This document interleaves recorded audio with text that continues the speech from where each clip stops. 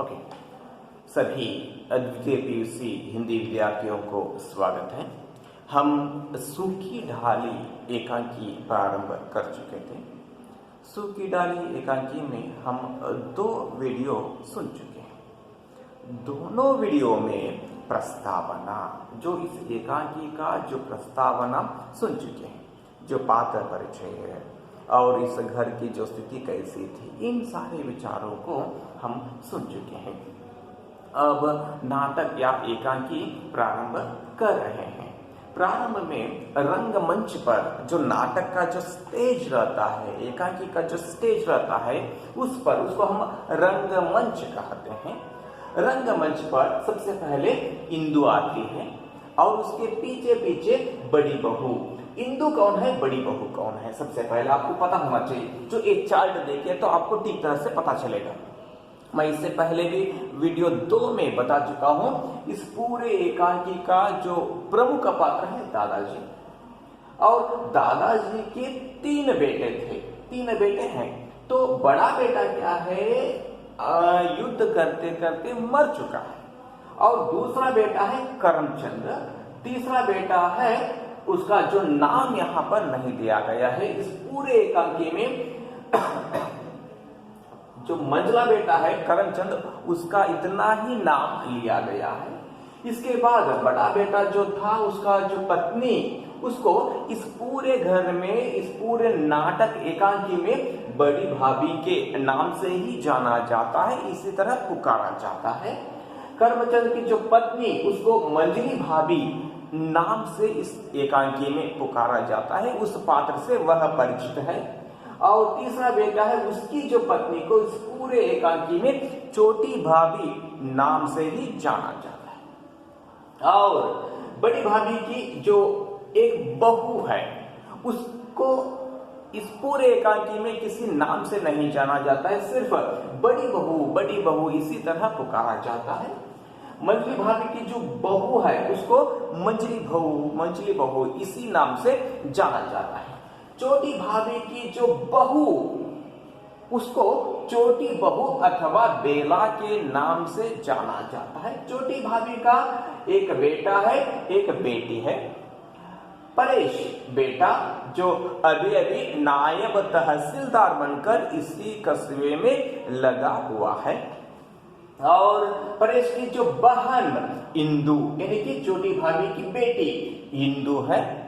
और परेश की पत्नी छोटी बहू, इसको बेला नाम से भी जाना जाता है। इनके जो घर में एक नौकरानी है, उसका नाम है रजवा।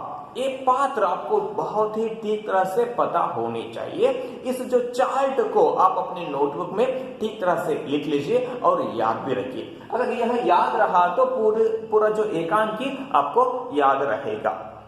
ओके, अब एकांकी प्रारंभ हो चुका है, प्रारंभ कर रहा हूं। अभी जो रंगमंच पर सबसे पहले इंदु आती है, उसके पीछे पीछे बड़ी बहू भी आती है। यहां पर दिया गया है, देख लीजिए, पेज नंबर 136, लास्ट पैराग्राफ। दोपहर होने में अभी काफी देर है, अतः बरामदे में अपेक्षाकृत निस्तब्धता है। अभी दोपहर नहीं हुआ है, तो इसीलिए बरामदे में जो स्टेज, यानी कि जो घर के सामने के जो भाग, वहां पर क्या है, निस्तब्धता। वहां पर कोई भी नहीं है, केवल गैलरी से स्त्रियों के जल्दी जल्दी बातें करने की आवाज आ रही है। गैलरी से कुछ अंदर से जो स्त्रियां जो कुछ बातें कर रहे हैं आपस में, उनकी आवाज सिर्फ सुनाई दे रही है।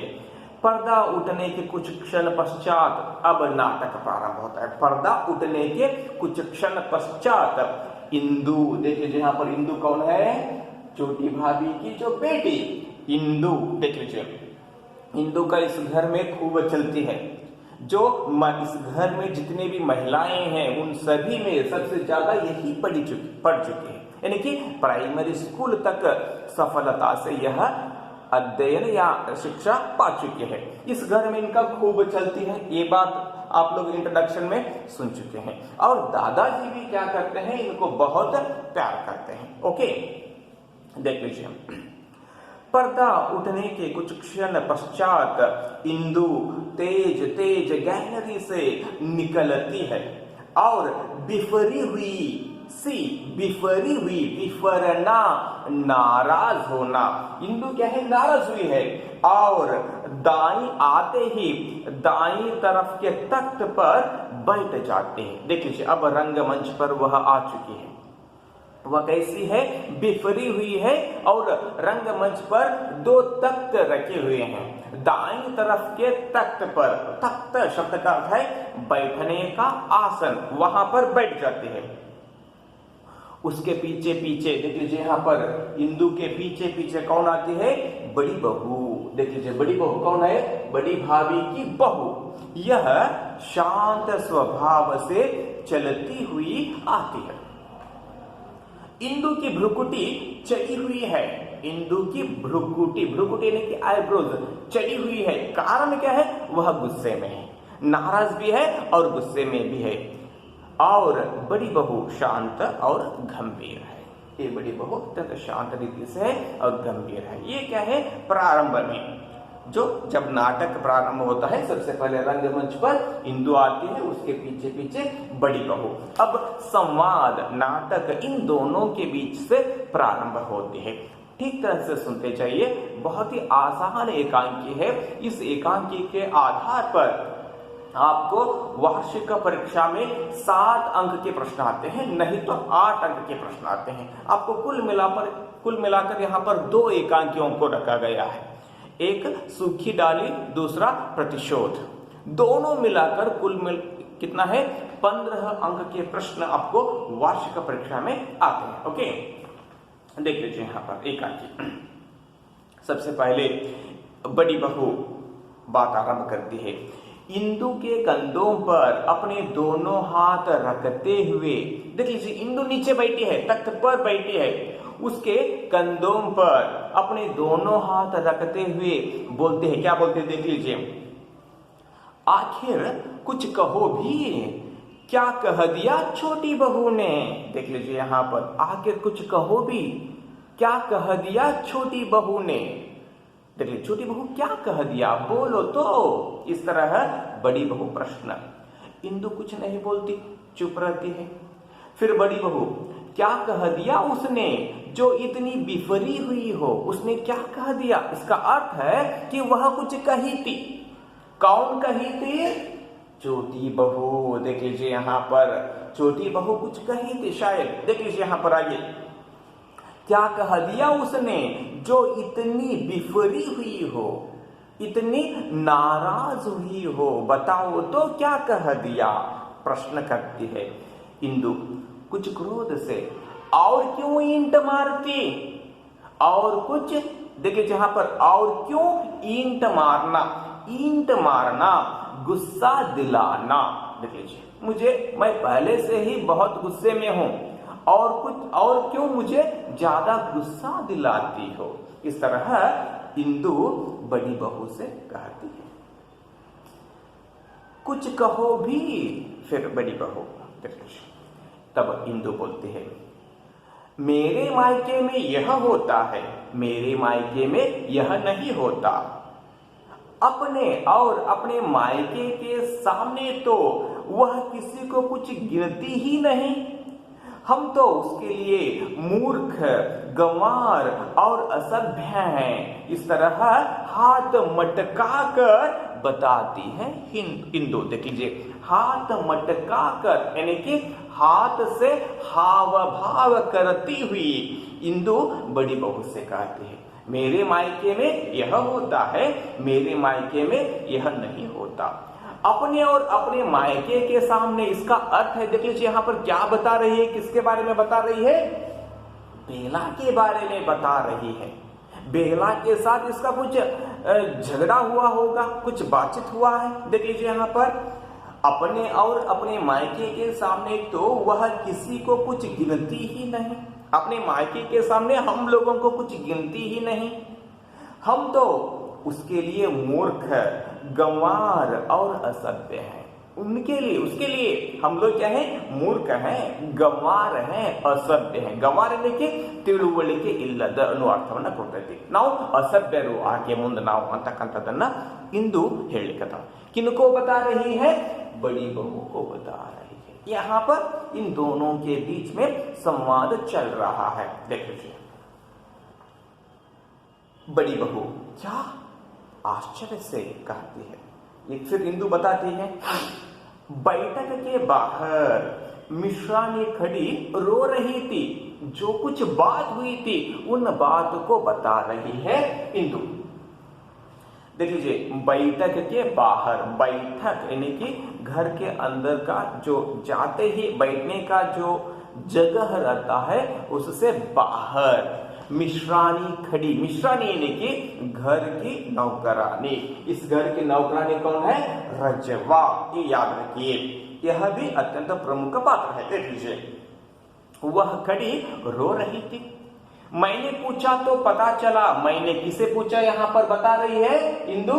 रजवा से पूछा तो पता चला कि बहुरानी ने उसे काम से हटा दिया है. बहुरानी किसे संबोधित करती है इंदु?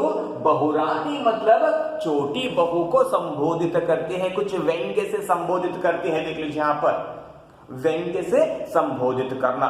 बहुरानी ने उसे काम से हटा दिया है. देख लीजिए यहां पर बड़ी बहू उसी आश्चर्य से वह बोलती है. कौन बोलती है? बड़ी बहू. किनको बोलती है, यानी कि किसको बोलती है? इंदु से. देख लीजिए यहां पर इन दोनों के बीच में बातचीत है. काम से हटा दिया है, भला क्या दोष था उसका? देख लीजिए, प्रश्न करती है, उसका क्या दोष था, क्यों हटा दिया है? देख लीजिए, बड़ी इंदु बोलती है, दोष यह था कि उसे काम करना नहीं आता. यह उसका दोष है. देख लीजिए, बड़ी बहू स्तंभित, स्तंभित यानी कि कुछ आश्चर्यचकित भावना से, काम करना नहीं आता. देख लीजिए, फिर इंदु बोलते हैं, उस बेचारी ने, उस बेचारी, देख लीजिए बेचारी ಅಂತಂದ್ರೆ ಪಾಪ ಅನ್ನೋ ಅರ್ಥವನ್ನ ಕೊಟ್ಟು, ಪಾಪ ಅಂತೀವಲ್ಲ ನಾವು ಆ ರೀತಿಯಾಗಿ. उस बेचारी ने कहा भी कि, क्या कहा यहां पर बताती है कि मैं 10-5 दिन में सब कुछ सीख आऊंगी. भला कई दिन हुए हैं मुझे आपका काम करते. कई दिन, कुछ ही दिन हुए हैं. कई दिन शब्द का अर्थ है कुछ ही दिन हुए हैं मुझे आपका काम करते. किंतु बहुरानी न मानी. इस तरह वह बताने पर भी बहुरानी नहीं मानी. झाड़न उन्होंने उसके हाथ से छीन लिया. झाड़न यानी कि जो झाड़ू पोंछने का जो कपड़ा रहता है उसको हम झाड़न बोलते हैं. यहां पर झाड़न उन्होंने उसके हाथ से छीन लिया और कहा कि हट तू, मैं सब कुछ स्वयं कर लूंगी. इस तरह कहा. अभी तक इतना तो सलीका नहीं कि बैठक कैसे साफ की जाती है. 5-10 दिन में तू क्या सीख आएगी. इस तरह छोटी बहू ने रजवा से कह दिया है. देख लीजिए, देख लीजिए, अभी तक इतना तो सलीका नहीं. सलीका तमीज ढंग. सलीका शब्द का क्या है? तमीज ढंग. अभी तक इतना तो सलीका नहीं कि बैठक कैसे साफ की जाती है.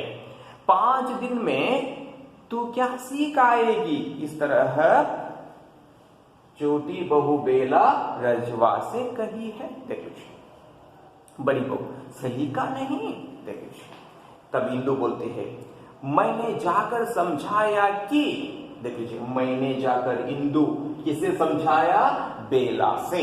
देख लीजिए, मैंने जाकर समझाया कि भाभी 10 साल से यही मिश्रानी घर का काम कर रही है.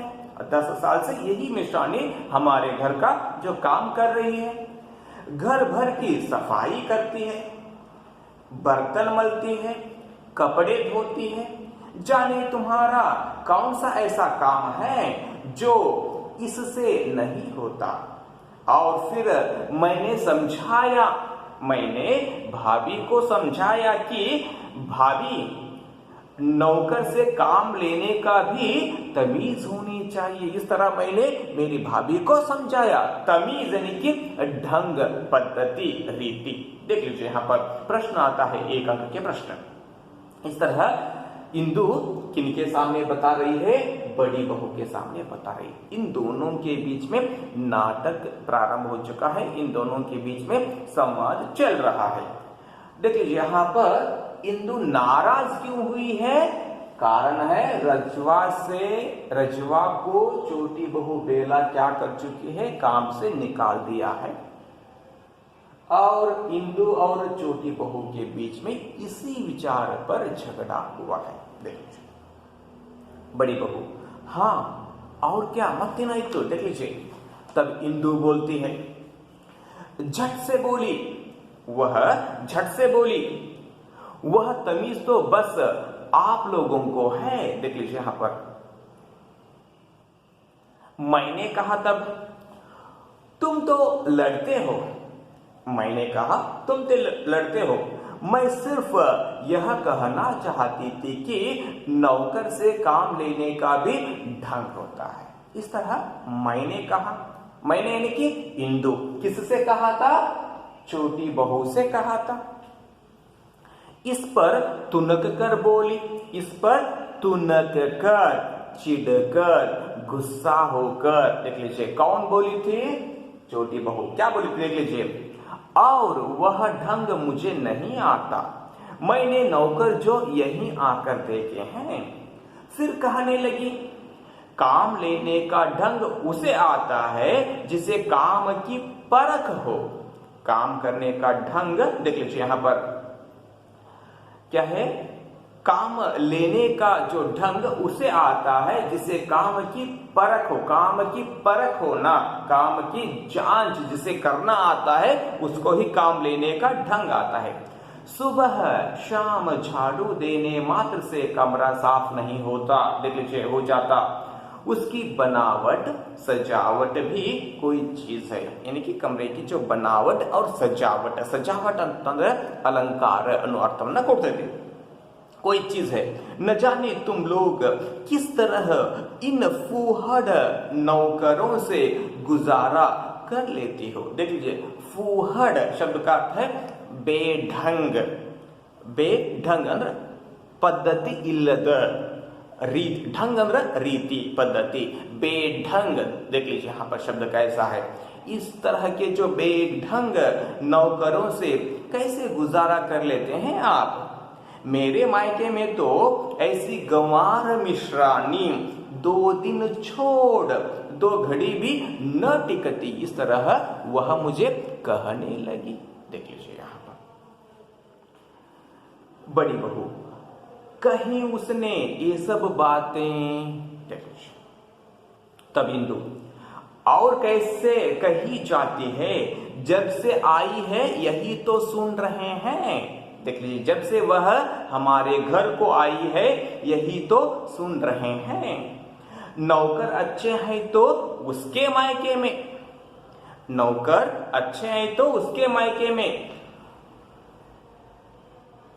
खाना पीना अच्छा है तो उसके मायके में, कपड़े पहनने का ढंग आता है तो उसके मायके वालों को। हम तो न जाने कैसे जी रहे हैं। यहाँ के लोगों को खाना पीना, पहनना ओढ़ना कुछ नहीं आता। हमारे नौकर गंवार, हमारे पड़ोसी गंवार, हम स्वयं गंवार। इस तरह इंदु कुछ गुस्से से किनके सामने बातचीत कर रही है? बड़ी बहू के सामने बातचीत कर रही है। किसके बारे में बोल रही है? छोटी बहू के बारे में बोल रही है। हम तो अच्छे नहीं हैं, वे लोग अच्छे हैं। देख लीजिए यहाँ पर बताती हैं कि उसके मायके में कपड़े पहनने का जो ढंग उनको ही आता है, खाना पीने का जो खाना पीना अच्छा है तो उसके मायके में। फिर आगे कहती है कपड़े पहनने का ढंग आता है तो उसके मायके वालों को। हम तो न जाने कैसे जी रहे हैं। यहाँ के लोगों को खाना पीना नहीं आता, पहनना ओढ़ना भी कुछ नहीं आता। हमारे नौकर गंवार हमारे पड़ोसी गंवार, हम स्वयं गंवार, इस तरह इंदु किनके सामने बता रही है, बड़ी बहू के सामने बता रही है।